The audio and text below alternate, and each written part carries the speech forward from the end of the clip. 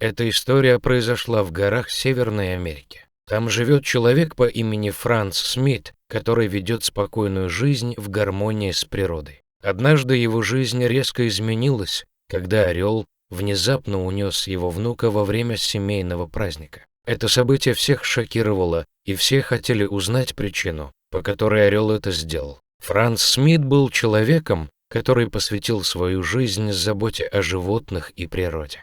Он был хранителем природы и всегда старался помочь раненым или нуждающимся существам. Однажды он отправился на охоту и нашел раненого орла с поврежденным крылом. Франц решил помочь орлу и принес его домой, чтобы вылечить. В течение нескольких недель Франц присматривал за орлом, кормил его, поил и лечил его раны. Орел смотрел на него пристальным взглядом, и между ними была особая связь. Когда орел восстановился и стал достаточно большим, чтобы летать, Франц вынес его на улицу и отпустил. Он знал, что пришло время выпустить орла и позволить ему вернуться в свой дом. Поглядывая на Франца, орел расправил крылья и взмыл в воздух. Мужчина смотрел, пока орел не стал маленькой точкой в небе. Однако на этом история не закончилась. Вернувшись в горы, орел продолжил навещать своего спасителя и его жену. Каждые несколько дней он садился на ближайшее дерево и наблюдал за людьми.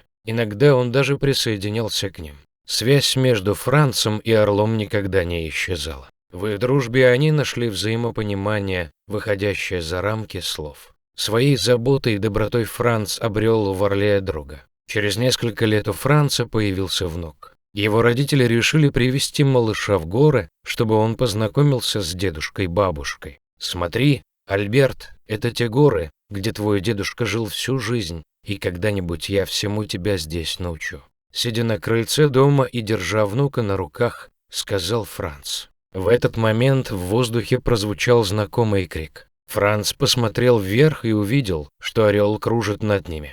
«А это Альберт, очень особенный друг», — сказал Франц, указывая на орла. «Он тоже часть этих гор». Орел спустился и уселся на ветке, любопытно разглядывая новорожденного малыша. Казалось, он приветствует его. В тот вечер семья Смит праздновала приезд Альберта большим пиром. Смех и радость наполняли воздух, пока все собрались отметить нового члена семьи. Орел наблюдал за праздником со своего дерева, не сводя глаз. Однако, по мере того, как день продвигался, орел начал вести себя странно.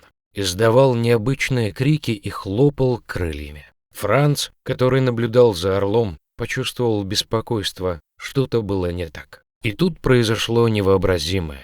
Орел вдруг сорвался с ветки, бросился к ребенку, схватил когтями и улетел вместе с ним. Сердце Франца остановилось, когда он увидел, как орел уносит его внука. Семья Смит бросилась за орлом, крича и размахивая руками в отчаянной попытке заставить птицу выпустить ребенка. Франц был в смятении и ужасе. Существо, которое он выходил и считал другом, похитило его внука, он не мог этого понять. Как птица, проявившая столько благодарности и дружбы, теперь могла так поступить. Страх за Альберта смешивал это с чувством предательства. Он доверял орлу, открыл ему свой дом и сердце, и теперь, казалось, все это было напрасно. Но в глубине души он отказывался верить, что животное могло причинить им вред. Что-то было не так, чего он не понимал. И тут земля задрожала, оглушительный рев наполнил воздух, а горы за домом Франца начали рушиться.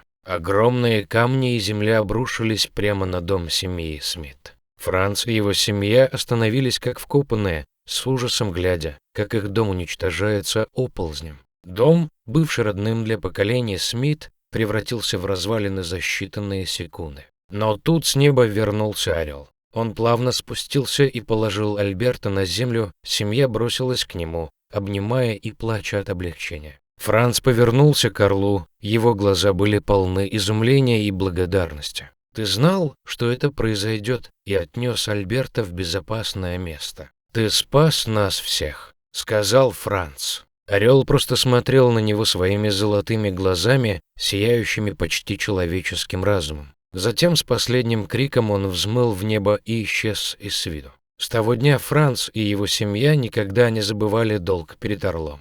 Хоть их дом и был разрушен, они остались живы и невредимы благодаря своевременному вмешательству Орла. Дорогие зрители, если вам понравилось это видео, то ставьте лайк и подписывайтесь на наш канал. До свидания!